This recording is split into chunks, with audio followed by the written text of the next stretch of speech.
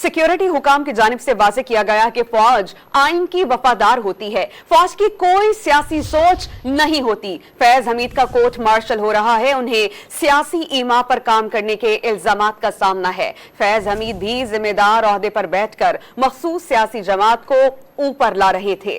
मजीद जानते हैं don news के नुमाइंदे अब्दुल हकीम मोहम्मद से। जी अब्दुल हकीम, बताइएगा सिक्योरिटी ज़राए के हवाले से साबिक जनरल फैज हमीद के खिलाफ कार्रवाई के बारे में क्या कहना है?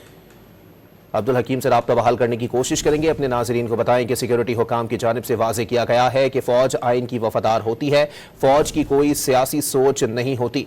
फैज़ हमीद का कोर्ट मार्शल हो रहा है, उन्हें सियासी इमा पर काम करने के इल्ज़ामात का सामना है। फैज़ हमीद भी जिम्मेदार ओहदे पर बैठकर मखसूस सियासी जमात को ऊपर ला रहे थे। सिक्योरिटी हुकाम की जानिब से यह वाज़ेह किया गया है कि फ़ौज आइन की वफादार होती है, फ़ौज की कोई सियासी सोच नहीं होती।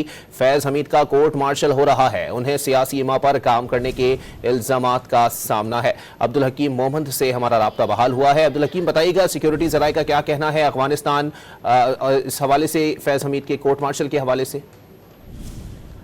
ये जी बिल्कुल सिक्योरिटी हुकाम के मुताबिक साबिक जनरल फैज हमीद पर ये जो इल्जाम है कि सियासी इमा पर काम कर रहे थे, तो फैज हमीद का उनका ये कहना है ज़राए के मुताबिक कि उनका कोर्ट मार्शल हो रहा है और ये भी उनका कहना है कि फौज आइन और वफादारी की वफादार होती है, कोई सियासी सोच नहीं रखती। उन्होंने मोदी ने कहा कि फौज को सियासी बनाया और मुखालिफिन के खिलाफ कार्रवाई की है।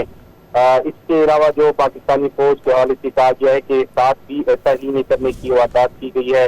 फैज हमीद भी जिम्मेदार ओहदे पर बैठकर मखसूस सियासी जमात को ऊपर ला रहे थे, तो इसलिए उनके खिलाफ कार्रवाई का आगाज किया गया है।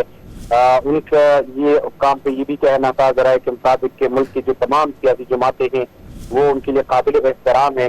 अफगानिस्तान के हवाले से सिक्योरिटी काम के मुताबिक अफगानिस्तान में एक दर्जन से ज़ायद दहशतगर्द तंजीमें मौजूद है।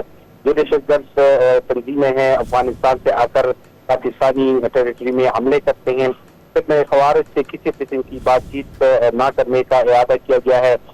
उनका ये कहना था कि माजी में भी एक सियासी जमात ने फसादियों से बातचीत की, अब भी ऐसा ही किया जा रहा है, जो कि पिछली बातचीत के तजर्बे से पता चल गया है कि फितनल खवारिज से मुज़ाकरात का कोई फायदा नहीं है। दहशतगर्दों की अफगानिस्तान में जो उनका कहना है कि ट्रेनिंग की जा रही है, बाकायदा अफगानिस्तान में पूरी हुकूमत से बातचीत कर रहे हैं कि दहशतगर्दों को संभाल जाए।